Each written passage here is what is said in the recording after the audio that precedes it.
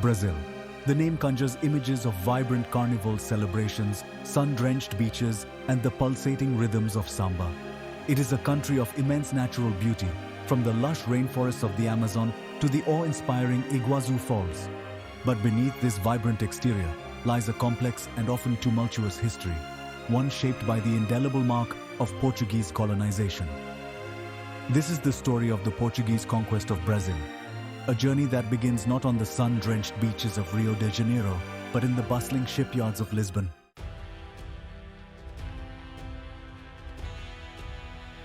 The 15th century dawned with Europe on the cusp of a transformative era. This was the age of exploration, a period that witnessed European powers venturing further into uncharted waters. At the forefront stood Portugal, a small but ambitious nation. Under Prince Henry the Navigator, Portugal became a pioneer in maritime technology. The sleek caravels, with their distinctive lateen sails, were capable of navigating vast distances. By the 16th century, Portuguese navigators had circumnavigated the Cape of Good Hope, unlocking the gateway to the lucrative spice trade. But even as Portugal basked in its eastern conquests, a new prize lay waiting across the Atlantic Ocean.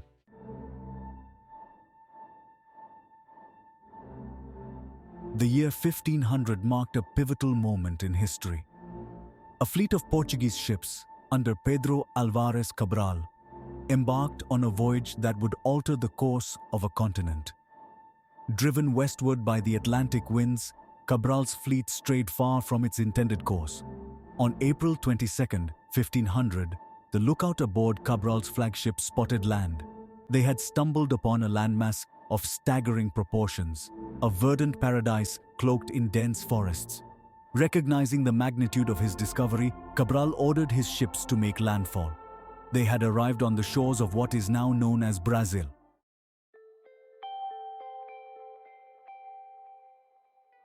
The Portuguese ships approached the coastline cautiously, their crews awestruck by the beauty of this newfound land. Dropping anchor near present-day Porto Seguro, Cabral and his men prepared to go ashore. Emerging from the forest came the indigenous Tupinamba people, their expressions a mixture of curiosity and apprehension. Thus began the first interactions between two worlds, separated by vast oceans and cultural divides. Communication was a challenge, a tapestry woven from gestures and rudimentary sign language. Gifts were exchanged, trinkets from the Europeans, handcrafted ornaments from the Tupinamba. These early encounters laid the foundation for the complex relationship that would develop between the Portuguese and the indigenous peoples of Brazil.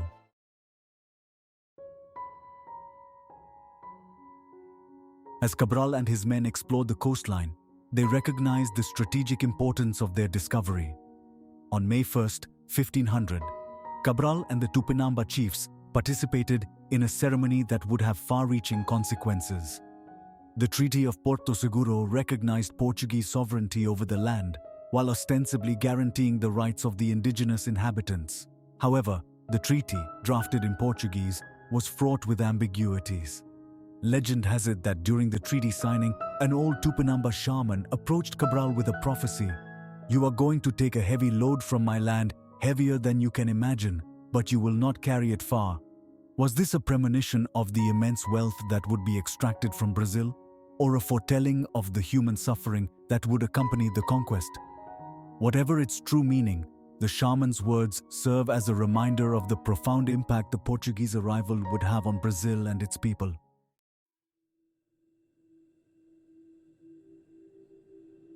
While the Treaty of Porto Seguro marked the beginning of Portugal's claim to Brazil, the true economic potential of this land remained untapped. Amidst the dense forests, a hidden treasure awaited discovery: Brazil wood. The indigenous people had long used Brazil wood for its vibrant red dye. For the Portuguese, the discovery of Brazil wood represented a lucrative commodity. The demand for red dye in Europe was insatiable, and the Portuguese wasted no time in establishing a trade network. Coastal settlements sprang up to harvest, process, and ship Brazil wood back to Europe. The extraction of Brazil wood became the first major economic activity in Portuguese Brazil, setting in motion a pattern of resource exploitation.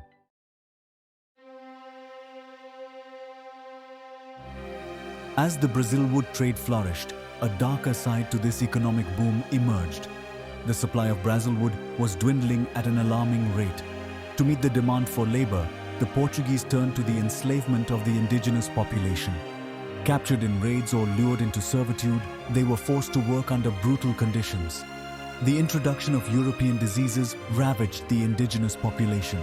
The Brazil wood trade, while initially lucrative, proved to be short-sighted. By the mid-16th century, the once abundant Brazil wood forests had been decimated, and the Portuguese began to look for new sources of labor.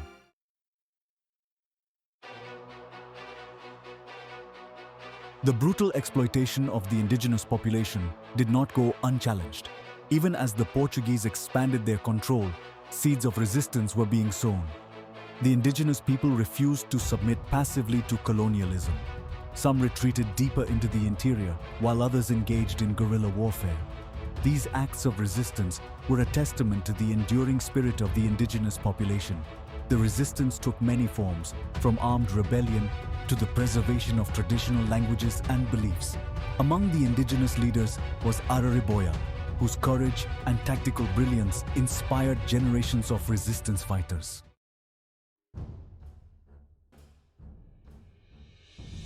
As the indigenous population fought back against their oppressors, another form of resistance was taking shape in the heart of Brazil. From the ranks of the enslaved Africans, a new force for freedom was emerging. These were the quilombolas, runaway slaves who sought refuge in the remote regions of Brazil. In these hidden settlements, known as quilombos, they created a new society built on freedom and resistance. The largest of these quilombos was Palmares, a kingdom in northeastern Brazil. Founded in the late 16th century, Palmares grew to over 20,000 inhabitants. Palmares was a thriving society, a testament to the resilience of the African diaspora. With its elected leaders and well-trained militia, Palmares stood as a powerful symbol of black self-determination.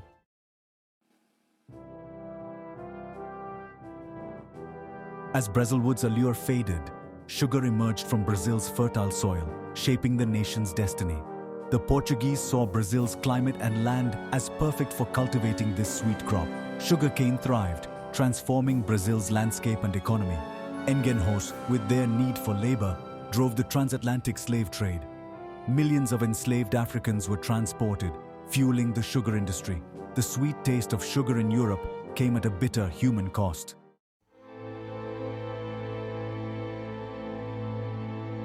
Section 2. The Transatlantic Tragedy, a Human Trade. The rise of the sugar industry in Brazil fueled an unprecedented demand for labor. The transatlantic slave trade reached its zenith in the 17th and 18th centuries. Brazil became the largest recipient of enslaved Africans. The journey across the Atlantic, known as the Middle Passage, was a horrific ordeal. Africans were crammed into the dark, stifling holds of slave ships. Disease, malnutrition, and despair were rampant. Those who survived arrived in Brazil traumatized and disoriented. Enslaved Africans were stripped of their identities and treated as commodities. They toiled on sugar plantations under the relentless tropical sun. The transatlantic slave trade was a moral abomination. Its repercussions still felt today.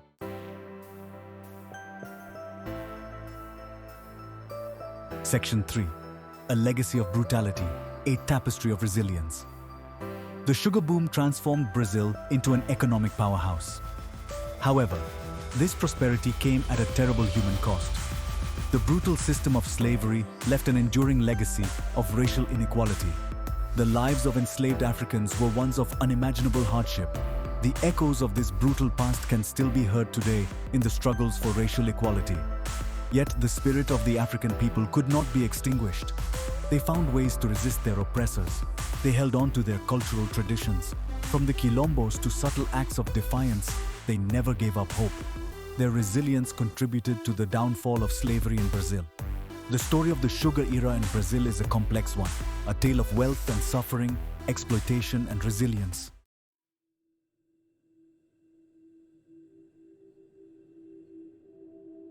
Section 1. Whispers of Freedom on the Wind. While the sugar plantations of Brazil hummed with the forced labor of enslaved Africans and the whispers of freedom echoed from the distant quilombos, a profound shift was underway in the global landscape. The 18th century dawned with the Enlightenment, a philosophical movement that championed reason, individual liberty, and human rights. Its ideas, spread through the printed word and fervent discourse, began to challenge the long-held assumptions that underpinned the institution of slavery. In Europe, abolitionist movements gained momentum, their voices growing louder in their condemnation of the transatlantic slave trade as a moral abomination. Philosophers and writers such as John Locke and Montesquieu argued for the inherent rights of all individuals, regardless of race or origin, their words carrying across the Atlantic to plant seeds of discontent within the rigid social hierarchy of colonial Brazil. The winds of change were not only blowing from across the ocean. Within Brazil, too, a growing awareness of the injustices of slavery was taking root. Educated Brazilians, influenced by Enlightenment ideals and exposed to the writings of European abolitionists, began to question the morality and economic viability of a system that relied on the exploitation of human beings. Secret societies, formed by those who dared to dream of a Brazil free from the shackles of slavery, emerged in the shadows. They met in secret, their whispers of freedom masked by the sounds of the night, their plans for a more just future hatched under the cover of darkness. Among the enslaved population, the yearning for freedom passed down through generations who had endured the horrors of the Middle Passage and the brutality of plantation life burned brighter than ever.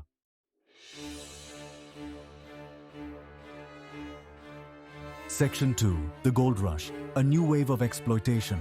While the sugar industry dominated, a new chapter was about to unfold, reshaping Brazil's demographics and ambitions. In the late 17th century, a gold discovery ignited a frenzy of greed and migration. The discovery in Minas Gerais transformed Brazil into a magnet for fortune seekers. Thousands, driven by dreams of wealth, embarked on a treacherous journey into Brazil. The gold rush dramatically shifted Brazil's economic and social landscape. Coastal cities were eclipsed by rapidly growing mining towns. These towns became melting pots of cultures, united by the allure of wealth. The gold discovery intensified the transatlantic slave trade. Thousands more Africans were forcibly transported to toil in deadly conditions. The quest for gold perpetuated exploitation and inequality in colonial Brazil.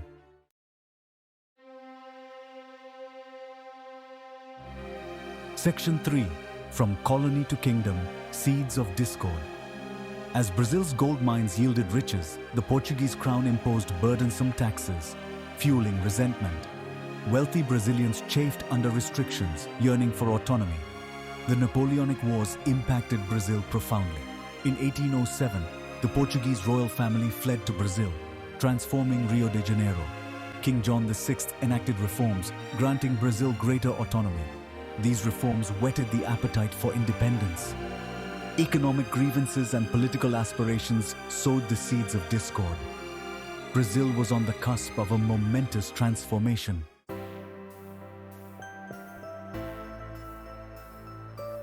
A cry for independence echoes through the land. The year 1820 arrived with the winds of change, carrying the echoes of revolution and the scent of freedom.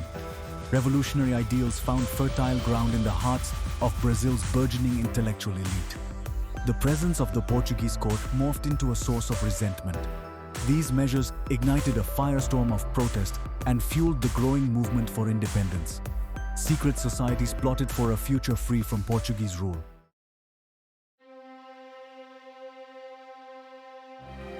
Section 2. A bloodless revolution. The crown finds its voice.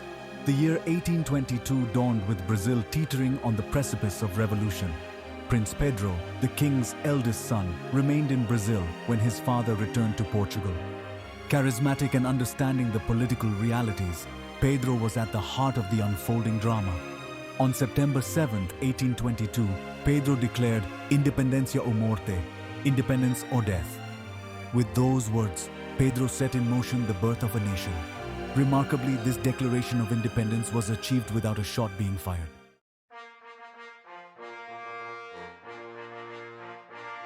Section 3. The Empire of Brazil, a new era dawns. The cry of Independencia ou Morte marked the birth of a nation and the dawn of a new era for Brazil. Prince Pedro was proclaimed Emperor Pedro I of Brazil on December 1, 1822. The transition to independence was not without its challenges. The newly formed nation faced internal divisions and economic uncertainty. Pedro I, at 24, faced the task of forging a nation from a colonial past. One of his first challenges was to secure international recognition. Portugal eventually acknowledged Brazil's independence, aided by British diplomacy. The United States was one of the first nations to recognize Brazil's independence. Internally, Pedro I faced the task of uniting a divided nation.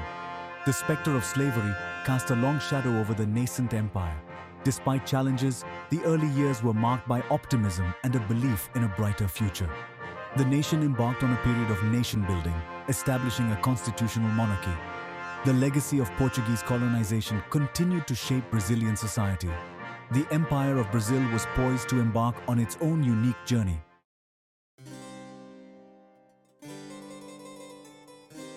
Section 1.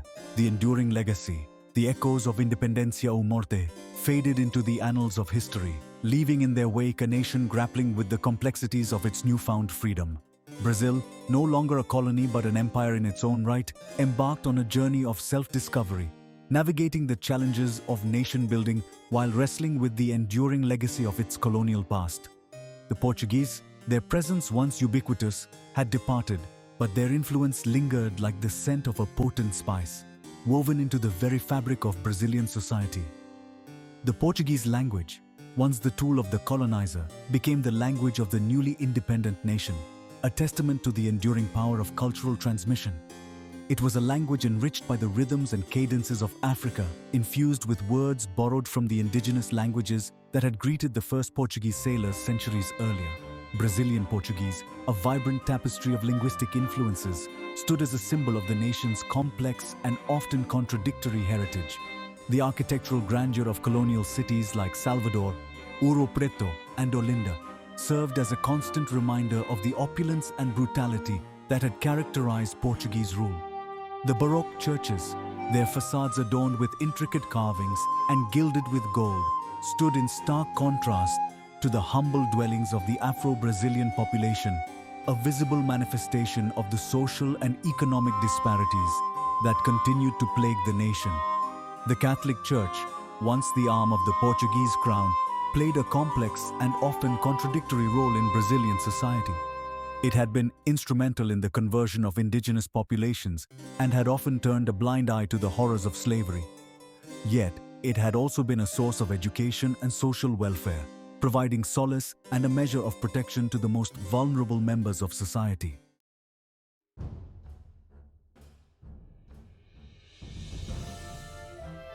Section 2.